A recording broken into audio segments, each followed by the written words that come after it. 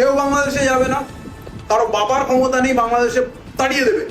যদি বাংলাদেশে যেতে হয় তাহলে শুভেন্দু অধিকারী আগে যাবে। আমরা সবাই জানি ওর মা বাংলাদেশ থেকে এসছে।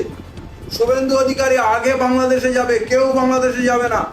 আমি আমার হিন্দু মুসলমান সমস্ত ভাই বোনকে বলছি, যদি সত্যি সত্যি বাংলাদেশে এইভাবে পাঠানো হয় তাহলে ভারত সরকার বাংলাদেশ সরকারের সঙ্গে চুক্তি করুক, বৈধ আলোচনা করুক, তথ্য প্রমাণ দিক, এবং যারা সত্যি বাংলাদেশ থেকে এসছে অবৈধভাবে কথা বলে তাদেরকে বাংলাদেশে তাদের পাঠাতে হবে। এমন নয় যে তুমি এখান থেকে তাকে বুলডোজার দিয়ে চ্যাংডালা করে বেড়ার ওই পারে ফেলে দেবে, ওরা আবার ওকে তুলে জেলে পুরে দেবে। আমরা বানের জলে ভেসে আসিনি। আমরা এই বাংলা স্বাধীনতার সব থেকে বেশি রক্ত দিয়েছে। বাংলাটাকে ভাগ করেছে তোমরা তোমাদের ধান্দাবাজির জন্য, কিন্তু তার জন্য এখন নিয়ম করে বার করছো। এখানে নেপালিরা এসে বাস করছে, এই বাংলাদেশে গুজরাটি মারবাড়ি সবাই এসে বাস করবে, আর বাঙালিকে তুমি তাড়াবে বাংলাদেশি বলে। এইটা মানছি না, মানবো না। তাতে দরকার হলে মানুষ তো শিখছে, বুঝছে, এই বাংলার আপামর জনসাধারণ সবাই এক হয়ে যুদ্ধ ঘোষণা করবে।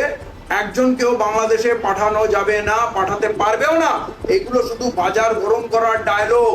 আমি বলছি একজনকে বাংলাদেশে পাঠাক, বাংলাদেশ সরকার কি নিয়ে নেবে? তাহলে এই লোকগুলোকে দাঁড় করিয়ে কি তোমরা গুলি করে মেরে দেবে নাকি?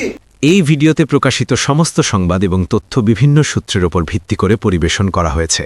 আমাদের লক্ষ্য বস্তুনিষ্ঠ সংবাদ প্রচার করা।